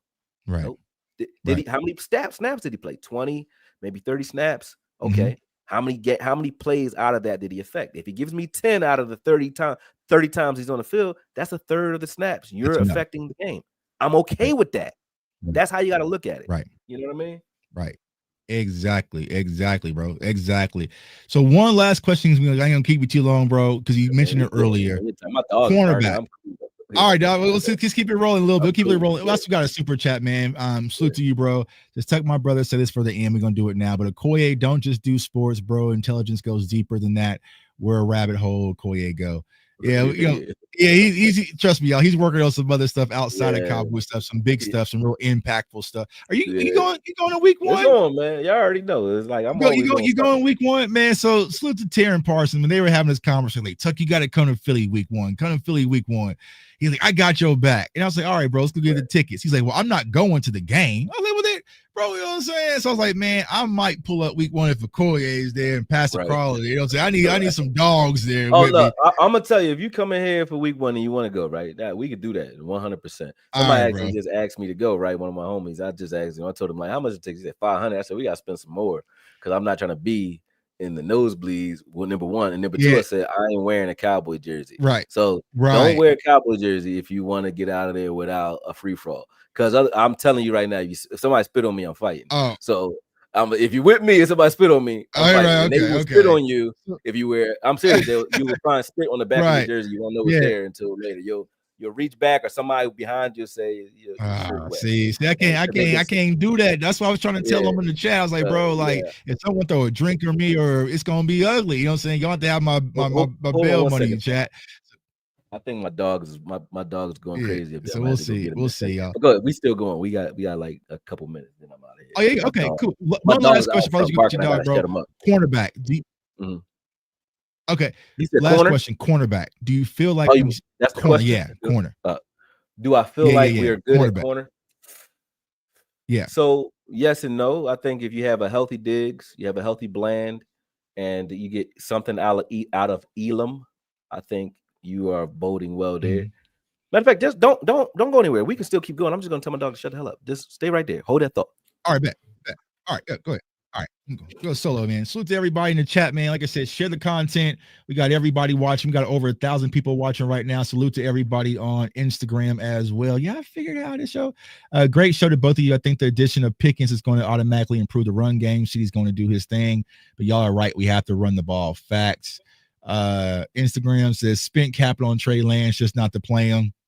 Yeah, I'm saying. A dog Wanye was trolling me, y'all, yesterday in the comments about playing college football, and he ain't pick up the sticks. You know what I'm saying? Salute to my dog Wanye out there. West Coast in the building. Salute to West Coast, my dog Sid, Dan Mitchell, everybody on Twitter as well, man. Y'all watching all over across social media. But like I said, y'all, we got bangers lined up. This is just day 2. Yesterday, we had Boss Cowboy on cover 3 with DMV and also Rome. Today, we have Akoye. I'm going to let y'all go ahead and guess in the chat who's tomorrow's guest. I'm going to let y'all go ahead and guess in the chat who's tomorrow's guest. But it's going to be another banger at 7 p.m. Central, so you do not want to miss out. And then we're going to do another one on Thursday and Friday and Saturday and Sunday and the following Monday at camp. So we're going to keep it going. I'm going to see if I can guess who tomorrow's guest is, though. But it's another big dog in the game. Y'all definitely want to miss out because y'all going to get this knowledge. I know sometimes y'all get tired of hearing from me, but I really want to show the space and what we really do in this community because we got a lot of incredible people that do incredible work. 2i? No, not tomorrow. Not tomorrow. Not tomorrow. Not tomorrow. Big Game James? Not tomorrow. Vach? No, not tomorrow. Jerry Jones, y'all got it. Jerry Jones.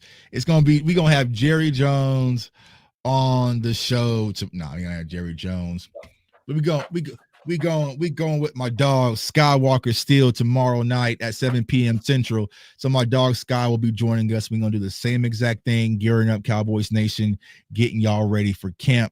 So I'm bringing out all the big dogs, man. So my dog Skywalker Steele will be joining us, and we're gonna dive deep, man. It's always fun when my dog Sky gets to rocking because the Cowboys Nation, it's gonna be a fun season. He called it. You called it, bro. But yeah, it's gonna be a fun season, man. And I'm just in my lane, man, and I'm getting back to enjoying doing content, and I'm back to enjoying content with good quality people, man. So like I said, I picked up the phone. A lot of people got calls from me. And they like, Tuck, just let me know when. So some of the names y'all said they're gonna be on the show, just not tomorrow. All right, we got Akoye back. All right. Yeah, I had to tell. Yo, I had to bring him in. I'm like, yo, you gotta come in with me because like, there you go, big dogs. No, that's Mozzie. You know what I'm saying? That's how Mozzie goes. They're like wolves, man. Hold on. The big dogs be out there, man. Yeah, Susan Hoodie Kush, my dog, man. What's going on with you, bro? Let me see here. I had 100 for that. You get 100 for that, dog. So definitely like the content, share the content. Tomorrow at 7 p.m. Central, we will have Skywalker Steele as we break down and gear up for camp, man, and give y'all around the clock coverage. But yeah, we'll get 2i. I think we are waiting on 2i will be next week while she's out there at camp. I'm not going to be at camp. I'm not going to Oxnard. I'm going to Vegas instead. I'm going to Vegas instead, y'all. I'm going to Vegas. If they destroy it again, they keep going, then I'm going to do it. All right. So back to last question, dog. Cornerback position. So how do you feel about the cornerback position? Because I know you mentioned possibly bringing a veteran guy at the cornerback position. I like if we brought Gillian, that would be okay with me, right? But when I look at what we have, right, and I say, okay, if you get Diggs back healthy early in the year, I'm okay. We don't know what Caleb Carson or what's his name? Yeah, Kalen Carson. We don't know what Kalen Carson's going to be.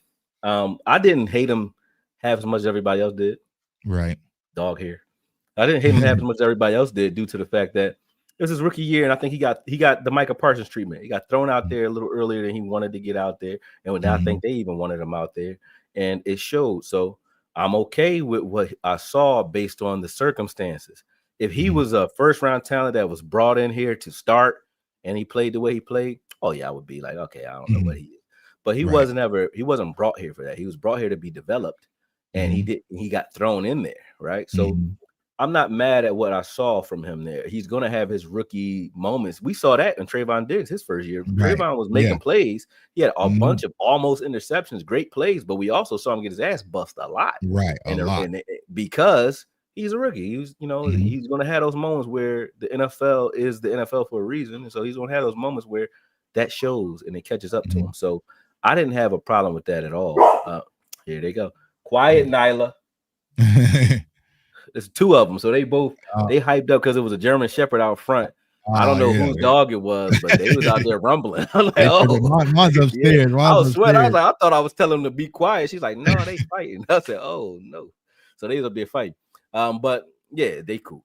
But anyway, I do like though if we did address the cornerback position and kind of shore it up with a veteran like I'll just say Gilly because Gilly knows the landscape. He's been here before. We know him. He knows us, right? Different scheme, but I think he's solid on the perimeter, and you could push Bland to the interior. And if Diggs is back, cool with that.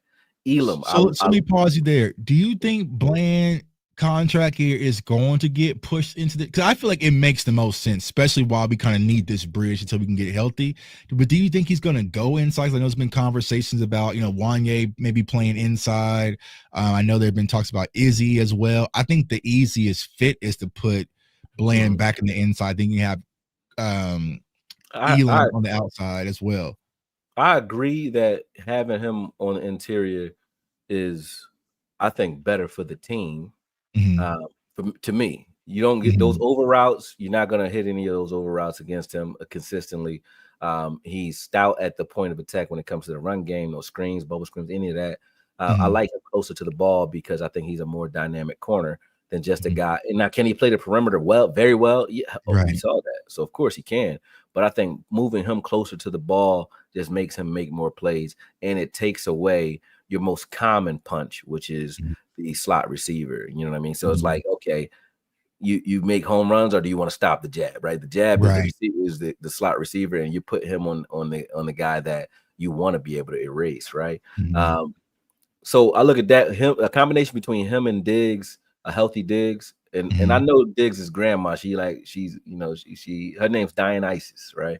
Okay. She cool old. She's here, like she lives here. Okay. So I was hanging out one day at Longhorns, and this lady behind me was just talking her stuff, and I'm like, we just start talking. She told me who she was. I said, I do analysis on the Cowboys, so I know I know who your grandson is very well. So we got real cool. But she has reason to believe that he's fine. He'll be okay. So I'm gonna take it from his grandmama that he's gonna be okay and fine already. So if that's true, then I think a healthy Diggs with a Bland in the slot, I think it only makes whoever you put on the perimeter on the other side stronger. And I don't care who that is. You might see a little bit of Izzy Nkwamu there in training camp. I think Izzy's a better perimeter corner than he is a safety, in my opinion. I think he's a better corner, period, than he is a safety. Although I don't mind him at safety either if you use him to do some corner things. But Elam, Izzy, and Caleb Carson can fight for it, or you can bring me a veteran. I'm okay with the cornerback room. Now, we're one injury, though, away from being trash in that entire dynamic. So I still think you have to bring in a guy like a Gilly if you want to shore up that room, my opinion. But I don't mind the young guys fighting for it.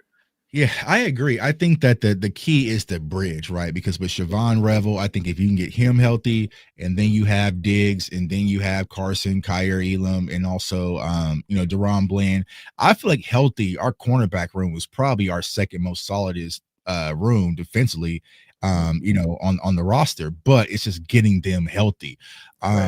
But that's the part. And we got AJ Brown, Smitty out the gate, right? So we can't be having no loose holes right there. Right. So I would probably try to bring in Gilly. Will they do it? From conversations I'm hearing, there's nothing really picking up unless things look bad in camp.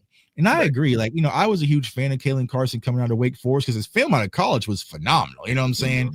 But I just think that the spotlight got a little too big. He tossed him out there, tossed him to the fire. And he got hurt. just ready. So hopefully his confidence didn't get killed, because I think the kid definitely has some skills. I mean, go watch his film versus Florida State, the way he was banging with Keon Coleman. Like he was, you know what I'm saying? He was the dog. That's why I first saw him. So, I think that there's still something there. So I'm not going to give up on the kid. But I just think that we just need that bridge to kind of get us there until we can fully get healthy. So overall, I'm excited about this Dallas Cowboys season. Well, Akoye, my dog, thank you for joining us, dog. Welcome back. Wait, one thing though, you don't want to talk linebacker before we leave? Go ahead. Do you want to? If you don't got time, I'll let you talk about me personally. I'm not too excited about the linebackers, but go ahead and let me know how you feel about the linebackers. Why are you not too excited about the linebackers? I was more excited about last year's linebackers than I am this year, because of course we don't have Overshown, right? So Overshown is kind of X'd out. I do like Maris. I think Maris is going to take a leap, but outside of that, I like Kendricks better than I like Kenneth Murray, and also Sanborn. I feel like he's a little bit more frequent tackler. And then I was saying, as we talked about this last night, I think that Damone Clark might have a resurface possibly under Eberflus. But he's a work in progress. He's a work in progress. But I think that you can still maybe find something. But the kid that I really like is Shamar James out of the University of Florida, who we drafted. This is a kid who's kind of wiry sideline. So if Eberflus can tweak that, but I just felt like there was more proven at the linebacker position last year than coming into it this year. It's still some question marks for me, to be honest with you. I'll say it like this, man. I don't agree though, but I understand. All right, go ahead. Let's talk it out. You know what I'm saying? We can't agree on everything. Well, when you look at I look at the combination of, sensei and pupil, right? Okay. So when I look at the tools that Eberflus, who I know what he is in regards to what he can do with linebackers, it's like what's the dude's name from the Eagles? Stanchions? What's his name? What's their offensive line coach's name? What's his name from the Eagles? You know his name? Yeah, I don't know his name. Well, whoever that guy is, whoever you give him, he's going to develop. Just like we felt about Al Harris when it came to the corners. Like Bland and Diggs have Al Harris, I believe, to thank for their explosion, right? So when you look at a guy like Eberflus, who's of that ilk, where he's a position guru, especially when it comes to linebackers, and you watch the elevation of all the linebackers that he's ever come in contact with, including the guys that we chased out of town with LB and Jalen. They were their best under this guy, right? So if I look at that and I say, okay, what did Darius Leonard look like with him? What did Sanborn? Nobody even, you don't even like Sanborn, right? But Sanborn. I just don't have enough. I don't have enough is inconclusive evidence for me. He looked pretty good in Chicago, in my opinion. The multiple things they had him doing. He's a very stout, that's his name. But he's very cerebral, very smart player. I like Sanborn. When you look at a Kenneth Murray Jr., it's like, okay, what can he do with a prototypical linebacker? A linebacker that can run toe-to-toe with wide receivers, but can also crash. He can blitz. He does everything well. Nothing extremely great because he's not consistent enough for me to say he's great at anything else. But he does that. He flashes in such a way where when he flashes is a play where say, okay, he finally made a play, like we felt about Anthony Brown. Anthony Brown made an interception. Right. But what kind of interception? It was like, did he make an interception that nobody else can make? Trip? Yeah, or did he just like make an interception? When Kenneth Murray makes a play, it's like he makes plays that linebackers can't make. He makes those type of splash plays when he does it. Right. He just doesn't do it consistently. So what can he do with a coach that can get him more consistent or get more of those plays out of him? That's going to be good to see, because when he does flash, it's in a way that I don't see other guys. Yeah, it does flash, right? It's like I saw him he baits. If you can bait a quarterback while guarding a receiver in off coverage, that's hard for corners to do consistently. We have corners that play full-time corner that can't do it at all, right? Right. He baited a quarterback with his hips turned inside, right? Flips his hips, turns back outside. This is CJ Stroud he did this against. So he turns his hips back outside, makes an interception while the receiver is 8 yards behind him. So he has to jump and arc on the ball, right? And catch that ball, and track the ball, catch that ball. Where if he just misses, or even if he tips it, it's probably still a big play. But if he misses it, it's a touchdown. And he's the only guy there. Right. He's playing cover 2. He's the only guy in the middle of the field. You can line up 10 linebackers. Maybe 2 of them can make that play. Fred Warner, probably one of them. You know what I'm saying? Right. Most of them can't make that play. So when I watch guys do that, when I watch Kenneth Murray do that, I get excited when I know he's being teamed up with Eberflus. Because I look at his career and say, okay, he wasn't in the right schemes, most likely. And, he didn't get to stay anywhere long enough for me to see how great he could be. He had a lot of regime changes and team changes. So, okay, let's see what Eberflus can do with him. You know what I mean? And, remember how Eberflus, for those who remember, like with Rolando McClain, he had Anthony Hitchens back then, Rolando McClain, he even had his issues. I mean, he was a baller. You know what I'm saying? He was slow too, but he was one of those people that stretch, he didn't work out, he just hit the field, just get you 10, 15 tackles a game. So there you go. I think that Kenneth Murray kind of fits that old stout. I think a linebacker core is cool, man. And then you get Demo back, and then you have a mixture. So you got those 3: Demo, Sanborn, Kenneth Murray. Then you get Morris on the field. And if we do get something out of Clark, great. And then if you get some rotation of Micah Parsons mixing in at linebacker, that's a pretty damn good linebacker room, man. Like, if Clark's the worst guy and Clark has starting experience, I'm not that mad at it. Like, everybody in front of Clark is supposed to be a blue chip prospect type player, except for Sanborn. But the rest of those guys, Morris is a second round grade type guy. You got Micah Parsons, top 10 grade. You got Kenneth Murray, same thing, crazy, graded off the charts. And then you got guys around him that, can play. And then you got Demo, who wasn't graded that high, but he's a top 10 level type talent player when he's there. So it's like, how do you not love that linebacker room? I love it. Right. Well, because we had Demo last year. You know what I'm saying? You're gonna have him this year too. You're gonna have him. He's not gonna have him in the beginning. You got the Demo clone. And when I say Demo clone, meaning a guy that's pretty good at everything, that can move like a wide receiver, and that's Kenneth Murray Jr. But is he a playmaker like Demo? Not consistently, but can he fill in until November? Yeah. So that's how they're gonna. When you want to know what we're gonna do with Demo, watch what they do with Kenneth Murray, because they're the same skill set. That makes sense. All right, so then we talked about linebacker. I'm not linebacker, but I just, what I'm saying, I would like a little bit more. You know what I'm saying? Like, I like high octane when it comes to my linebackers. I think Kenneth Murray fits that mold, because I think initially we come out in nickel, you'll probably have Murray, probably Maris or Sanborn, whoever wins that. I think Maris will probably win it, and then whoever wins that safety, whether it's Donovan or Wanye, we'll kind of see how that all unfolds as it can. But my dog, appreciate you for coming in, man. For everyone who's seen you for the first time, let everybody know they can find you, bro. Oh, man, Akoye Media on YouTube. That's Akoye Media on YouTube and Twitter. I talk a lot of trash on Twitter too. You might have fun with it. I just give you this disclaimer on Twitter. I'm Darius. I'm just talking. I talk crazy. So if I curse you out on Twitter, don't think it's personal. Like, I probably cursed Tuck out a couple times. I argue on Twitter, but it's not like personal. It's just how I talk. I'm just really having fun debating. I'm not serious at all, but I just talk a lot of trash on Twitter. It's just fun. So a lot of people don't understand, like, because we talk behind the scenes and stuff on the phone, and sometimes so they'll see us talking aggressive and stuff and think like, oh, Tuck and Akoye beating her. Like, no, I'm not beating, like, bro. We just got off the phone. We just talking our, so sometimes it's easier for let me just call you, bro, because they think a big deal out of it. You know what I'm saying? Like, I don't like when Tuck goes at Akoye, like, and they want to make. No, we never. It's all fun for us. Like, and then we're not near each other, so it's not like we can have a camaraderie, like, playing dominoes or spades or something. So we talk our trash over the airways, man. It's just all in love and fun, though. But we got to say that to people so they understand that, it's not, we really ain't on that. Like, if Tuck called me and needs something, got him. And Tuck done plugged me. Last year I threw 2 fights. You plugged me with Street Star Nord. I think I did an interview with Gerald McCoy too as a result of that. So Tuck be throwing some bones out there, and some real heavy ones too, man. Good resource. Yeah, man. It's all brotherhood and sisterhood, man. That's what it's all about. It's about a big family, man. If I can find a way to help you, bro, you know what I'm saying? Because you did it for me, you know what I'm saying? Because I'm gonna keep it up. I'm gonna keep y'all put y'all on something, you know what I'm saying? I didn't say about. So there was a thing in the community where people were keeping film away from. They didn't want Jay Tuck to get that college film, right? And then Akoye hit me. I was like, "Oh, bro, here's how you get it."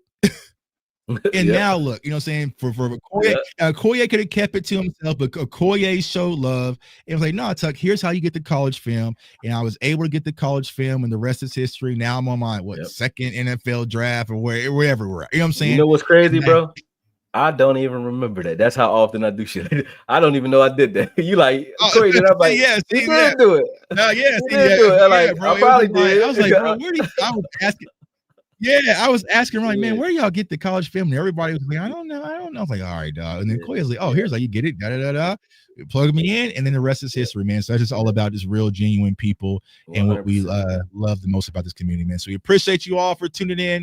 If you're seeing me for the first time, J Tuck CFO Sports. Follow me on all social media platforms at JTuck151.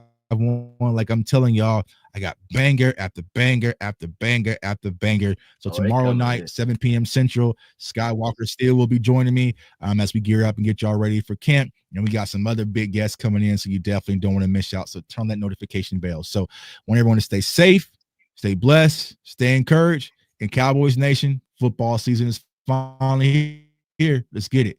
Peace.